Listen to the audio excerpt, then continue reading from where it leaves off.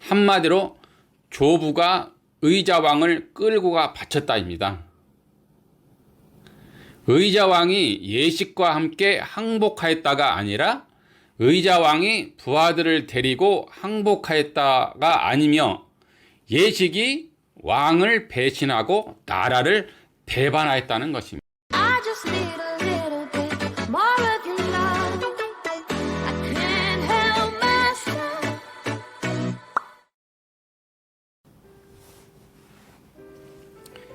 안녕하세요. 임창의 내 고향 시토리입니다. 이번 영상은 제 고향에서 가까운 사비성으로 가보겠습니다. 백망에 얽힌 이야기를 4가지 정도를 구성해 보았습니다.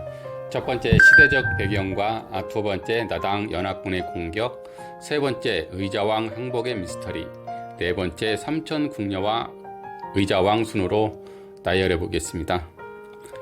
첫 번째 시대적 배경으로는 때는 660년 동아시아 질서를 잡고 있다는 당나라에 의해서 주변 국가들이 움직이고 있었는데요. 삼국시대의 말입니다. 힘이 강성할 때는 영토를 늘리고 힘이 빠질 때면 밀리기를 하면서 지내던 시기였습니다. 이제는 지친 싸움을 끝내려는 움직임이 보이기 시작하였습니다. 백제 성왕 때부터 신라와의 100년간의 전쟁, 종지부를 찍어야 하는 신라 김춘추는 기막힌 계략을 생각해냅니다. 싸우다 보니 원한이 극에 달해있을 시점입니다. 특히 신라의 요충지인 합천 대야성을 빼앗기면서 김춘추는 딸과 사위가 목이 잘리는 원한의 가슴이 저려왔던 것 같습니다. 신라는 백제와의 동맹국인 고구려를 찾아가 무도한 백제를 벌을 내려줄 것에 군사를 내어달라고 요청을 하지만 고구려는 한 가지 제안을 합니다. 실권자 연개소문은 이렇게 말합니다. 중령 땅을 내어준다면 군사를 내어주겠소 라고 말합니다. 그러나 김춘추는 이런 지하에 거절하고 돌아옵니다. 믿기지 않는 장사인 것 같은데 왜 그런지 알 수 없는 대목입니다.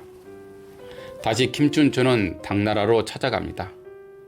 당태종은 김춘추의 용모에 그만 반하고 맙니다. 얼마나 용모가 수려한지 외교는 말할 것도 없이 그냥 성사되고 맙니다. 돌아와서 진덕 여왕께 아뢰니 진덕 여왕도 당태종에게 쐐기를 박아버립니다.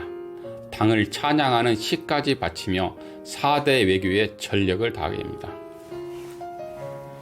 이렇게 됨으로써 신라와 당과의 연합으로 당의 입장에서는 백제를 멸망시키고 그 다음에 골치 아픈 고구려를 친다면 알터니가 빠진 것처럼 상황이 그려졌을 것입니다. 두 번째 나당 연합군과의 싸움입니다. 당 고종은 나이 70세인 소정방에게 백제를 토벌할 총사령관에 임명하게 됩니다. 그리고 660년 6월 군사 13만 병력을 이끌고 산동 반도에서 황해와 인천 동물도를 경유하여 7월 9일 금강 입구 기벌포 해안에 배를 댑니다. 소정방은 산 정상에 지휘소를 마련하고 마중나온 백제군과 싸우게 됩니다. 족수가 많은 당 군사를 백제군이 당해낼 재간은 없었습니다. 백제군사 수천의 병사들이 목숨을 그만 잃고 맙니다. 당나라는 밀물을 이용하여 사비성을 향하여 노를 젓기 시작합니다. 그 시각 사비성의 의자왕은 머리가 복잡하게 돌아갑니다. 충신들을 숙청하거나 유배를 보내놓은 상황에 마땅히 의논할 지략가들이 부족한 상태이다 보니 협공해오는 나당 연합군을 막을 방도가 없던 의자왕은 먼저 계백장군에게 군사 5천을 주어 탄현을 넘어오던 황산벌, 지금의 논산시 연산 일대에 방어를 하게 만듭니다. 의자왕도 이렇게 많은 군사가 신속하게 사비성으로 올 줄 몰랐던 것입니다. 나당 연합군의 목적은 먼저 왕을 잡은 다음 지방 세력들을 잡으려는 속셈으로 전쟁을 일으켰던 것입니다. 그 시각 황산벌에서는 처절한 싸움이 벌어집니다. 5천의 군사를 가지고 5만 병력과 비살기로 싸워 사전사승이라는 전승을 올리지만 수적 열세에 결국은 계백장군이 이끄는 오천 열사는 황산벌에서 장렬하게 목숨을 내놓게 됩니다. 싸우는 동안 얼마나 힘이 들었을까요? 먼저 죽은 동료들이 부러웠을지도 모릅니다. 7월 10일 양궁작전으로 서쪽에서 당군이, 동쪽에선 신라군이 사비성을 포위하게 됩니다. 의자왕은 태자유웅을 소정방에게 보내 제발 철군을 요청하지만 소정방은 이런지야 거절하게 됩니다. 뻔한 결과지만 사비성을 지키려는 자와 뚫으려는 자와 치열한 전투가 시작됩니다. 7월 13일 결국 1만여 군사를 희생시킨 뒤에 결국은 사비성은 함락되고 맙니다. 소정방은 왕을 찾아보지만 왕은 보이지가 않았습니다. 의자왕은 이미 후위를 도모하기 위해 태자효와 측근을 데리고 공주 웅진성으로 피신하였던 것입니다. 세 번째로 의자왕 항복의 미스터리입니다.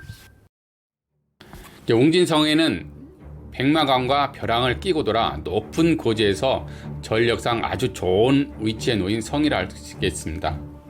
그런데 그때 당시 삼국사기 어떤 백제봉기, 일본기에도 싸움 기록이 없었는데 5일 만에 백제왕이 항복을 합니다. 어찌된 일인가요? 구당선화 소정방 열전의 한 대목에 백제 대장인 예식이 의자를 데리고 항복했다라고 전하며 쓰여 있습니다. 또한 삼국사기 신라봉기에는 웅진방령이 함께 항복하였다라고 적기도 하였는데요. 아무튼 2006년 1300년 전 묻혀있던 중국 낙양의 골동품상에 나타난 묘비명에서 자위 대장군이라는 정삼품에 해당하는 벼슬을 한 예식이라는 사람이 백제웅진 성주였다고 적혀 있는 것입니다. 그러나 그의 양력은 백제웅진 성주인 당시에도 역사서 어디에도 공적이나 이름을 찾아볼 수가 없고 당나라에서 자위 대장군이라는 칭호를 얻을 만한 공적이 없었음에도 불구하고 묘비명에는 이렇게 화려한 공적이 새겨져 있는 것입니다. 그리고 백제웅진 성주 자평을 지냈고 부친과 조부가 정일품 자평을 지냈다고 묘비명이 적혀 있는데 삼국사기, 백제봉기, 일본기 등 어느 역사서에도 행적을 찾아볼 수 없는 대목입니다. 이제 앞에 언급하였듯이 백제 대장이 의자를 데리고 항복했다라고 적혀 있는데 문체를 보면 별로 유명하지도 않은 장군을 문체 앞에다 넣는 자체가 뭔가 찜찜한 구석이 있는 것 같습니다. 왜냐하면 사비성이 함락당하고 5일 동안 웅진성에서 무슨 일이 있었는가는 알 수는 없지만 맥없이 의자왕이 항복할 만한 이유가 없는 것입니다. 웅진성을 2차 방어기지로 삼고 시간을 지체하다 보면 방어 세력의 도움을 받을 것이란 확신을 했을 것입니다. 그동안 집안 귀족들과 사이가 썩 좋지는 않아도 700년을 함께 살아왔는데 서운한 것이 있더라도 그냥 나라를 멸망에 이르게 할 만큼 그런 관계는 아니었습니다. 바로 옆에는 임준성에 흑지상제가 있고 또한 굳세고 날렵한 지방 병력들이 많았으며 또 부여풍이 일본에서 병력을 이끌고 올라올 수 있는 상황이며 동맹국인 고구려가 도와줄 것이란 믿음도 있었고 또한 신라에서 오는 보급로를 끊으면 장기전으로 가다 보면 또한 겨울이 올 것이고 여러 정황상 우세한 점을 치고 있었을 거라 생각하였을 것입니다. 아무리 항복한 군주라 해도 왕을 문체 앞에 서술하는 것이 이야기 구성이 쉽지가 않을까 생각합니다. 나이로나 직책으로나 한참 어린애가 어른을 데리고 나왔다? 구성이 맞지가 않습니다. 이 해답은 여기서 나왔습니다. 2010년 산시성 시안에서 예식장군 아들 예소사, 손자 예인수 일가족 무덤이 발견되었고 예식장군 2살 위의 형인 예군의 무덤이 동시에 발견된 것입니다. 거기서 손자 예인수와 형인 예군이 묘비명에서 이렇게 쓰여져 있었습니다. 여기 한자를 보듯이 여기 끓인 자가 있습니다. 중국의 고고학자가 정확한 뜻과 의미를 설명하였는데 한마디로 조부가 의자왕을 끌고 가 바쳤다입니다. 의자왕이 예식과 함께 항복하였다가 아니라 의자왕이 부하들을 데리고 항복하였다가 아니며 예식이 왕을 배신하고 나라를 배반하였다는 것입니다. 그래서 백제에서나 당에서 칼에 피 한 방울 안 묻히고 왕을 바친 공이 하도 커서 당에서는 그 나라 공적이 뛰어난 인물과 비교해도 예식만큼 훌륭한 인재가 없다 하여 죽을 때까지 호의호식하며 살았고 죽어서도 고위급 인사들만 묻히는 곳에 묻혔다고 기록하며 죽어서까지도 찬양받는 존재였다고 합니다. 또한 의자왕에 대해서 단체 신채호 선생이 이렇게 글을 썼는데요. 웅진성이 수성대장이 왕을 잡아 항복하라 하매 왕이 동맥을 끊어 자결 하려 했으나 실패로 돌아가 당의 포로가 되어 묶여 가리라 라고 쓰여져 있습니다. 이렇게 상처도 회복되지 않은 채 소정방과 김춘추, 김유신 앞에 무릎을 꿇리고 술잔에 술을 따르는 항복식이 거행되었으며 수많은 신하들과 백성들 앞에서 술을 따르는 동안 울지 않는 백성이 없었다고 합니다. 660년 9월 3일 의자왕과 태자용, 고위급 신하 등 12,807명이 포로가 되어 황해를 건너 산동반도에서 낙양까지 40여를 걸어서 낙양에 도착합니다. 도착하여 당고종에 꾸지람을 듣고 풀려났다고 합니다. 의자왕은 얼마 못 가 병고로 세상을 달리했으며 북망산에 묻히게 됩니다. 아직도 유해의 흔적을 찾을 수 없으며 2000년 북망산의 흙을 가져와 부역은 능살리 고분군에 가묘를 만들어 의자왕과 부여용의 영혼을 부활시켜 놓았다고 합니다. 당시 46살이던 웅진성주 예식과 예식 가문은 중국에서 4세기경 이렇게 백제로 넘어온 것 같습니다.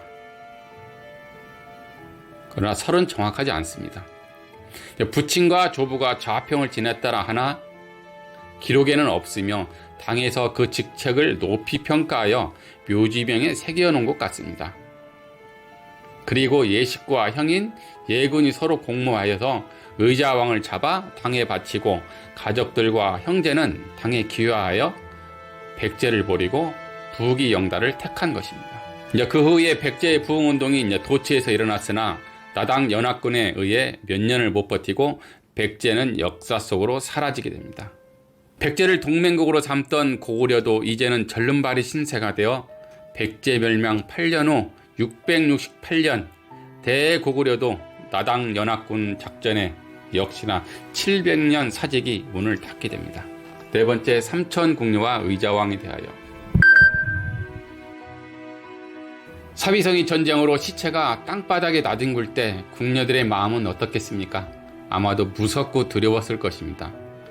도망가고 싶어도 도망갈 구석이 없었을 것이고 사비성 구석 낙화암으로 몰릴 수밖에 없는 상황에서 마음은 초조하고 불안하였을 것입니다. 삶이 주마등처럼 스쳐가고 유유히 흐르는 백마강에 떨어져 죽을 것인가, 아니면 저들의 노예가 되어 굴욕적인 삶을 살 것인가, 머릿속이 복잡했을 것입니다.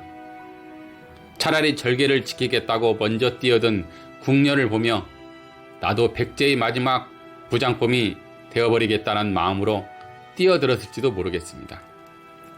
이렇게 조선시대의 감성이 풍부한 문인들은 한결같이 꽃같이 아름다운 궁녀들이 강에 뛰어드는 모습을 상상하며 많은 궁녀를 문학적 감성으로 부풀려 시로서 노래한 것이 오늘날의 3,000명이라는 숫자가 나온 것 같습니다. 조선시대 최고 많은 궁녀의 수가 500명 전후를 했습니다. 많은 수를 불교에서는 3,000세계를 지칭하던 말입니다. 80년대 중반 주현미 씨가 부른 쌍쌍파티에서 흘러나오는 백마강 노래가 생각이 납니다.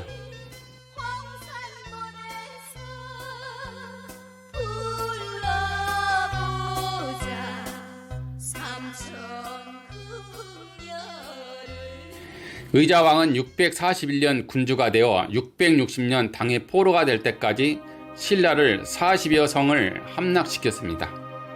2년에 한 번꼴로 전쟁을 치른 셈이며 정복군주의 모습도 보여줬으며 훌륭하고 용감하였으며 담력과 결단력도 있었다 하며 해동 증자라는 말까지 삼국사기에 실려 있습니다. 효자라는 뜻이죠.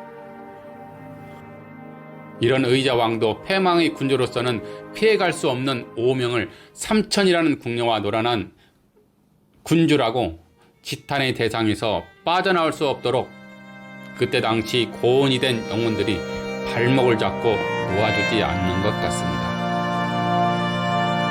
이상으로서 이번 영상을 마치도록 하겠습니다. 다음 영상으로 찾아뵙겠습니다. 구독과 좋아요, 알림 설정은 저에게 많은 힘이 됩니다. 안녕히 계세요.